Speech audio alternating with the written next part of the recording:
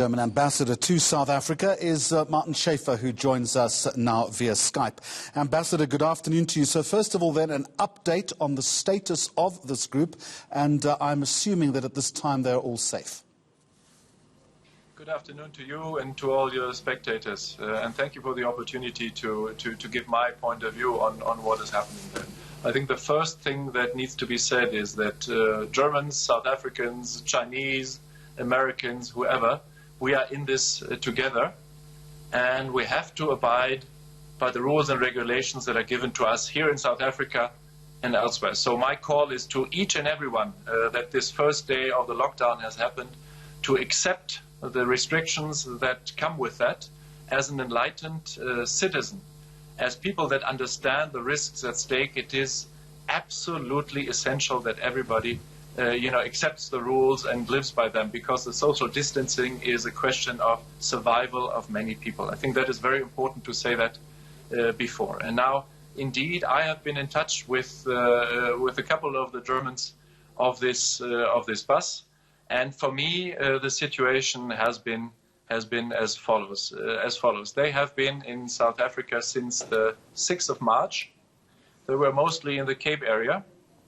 And they have, as they told me, they've had a wonderful time, as 360,000 other Germans every year in South Africa. They were happy with what they were able to see, and then they came at the wrong time, because they came when this outbreak of the coronavirus also hit the world and then hit South Africa a little bit later. And then last Friday, they were supposed to fly home via Johannesburg from Cape Town to Germany.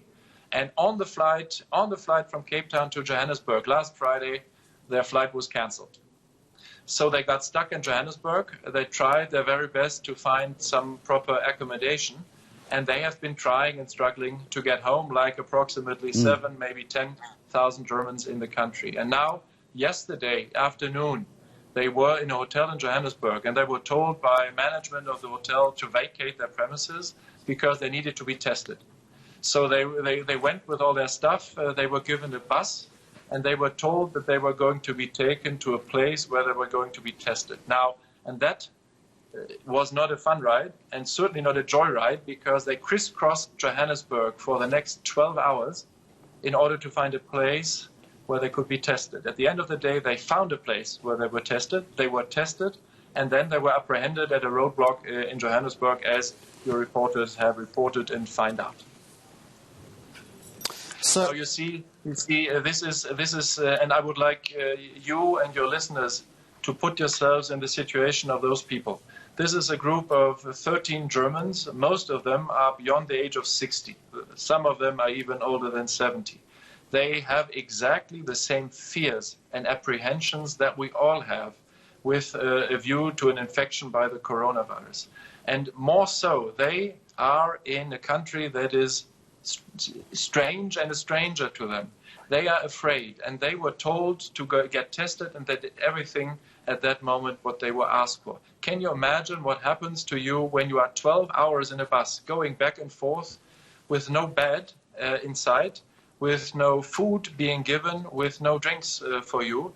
Then you are afraid, and then you're longing for a situation that helps you to get out of that. And I think the decisions that now have been taken, and I've just talked to them, are well. They are in a private facility under quarantine. They are now awaiting their test results. They will stay as long as the South African health authorities deem appropriate. And it is my job and the job of my team at the German embassy to make sure that they can get home safely as soon as possible, because that's what they want. Ambassador, what I'm hearing from you is that you're not happy with the way in which this situation has been handled once they left the hotel. If I had been part of that group, I should say before, and I can confirm what your reporter just said before I was on air. Indeed, there was no positively tested member of that group in that bus. To the contrary, 2 days ago, one of the members of that group got tested positive, and he was moved immediately, and he did that voluntarily, to a hospital in Johannesburg where he has some symptoms and where he tries, to get over the coronavirus. The group of people that contacted us this afternoon, I can only repeat, they are afraid, they are frightened, they are apprehensive because they live in a country that they don't know and that they have come to as guests. So what recourse, Ambassador? I can only tell you that I can try to understand, to put myself in their shoes, and I think we have now a situation with the help and the partnership of our South African partners in government, that they are safe, that they can relax, that they can get a couple of hours of sleep, that they can get some proper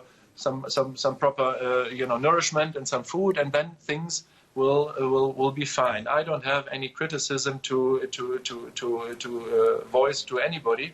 I do believe that this was an unfortunate situation for everybody, most probably, at a very delicate time where things cannot be planned the way they are usually planned. And I'm glad that we have a situation now which is sorted out. And I can tell you that I have had very good talks with, DIRCO, with the South African Ministry of Foreign Affairs. I just talked before we are on the line here with the DG at the Minister of Tourism. And we agreed, all of us, that we are in this together and that we need to fight the virus to the best of our abilities. And, Ambassador, that is a sentiment that I absolutely know is expressed by each and every South African. Martin Schafer, the German ambassador to South Africa, thank you very much for joining us.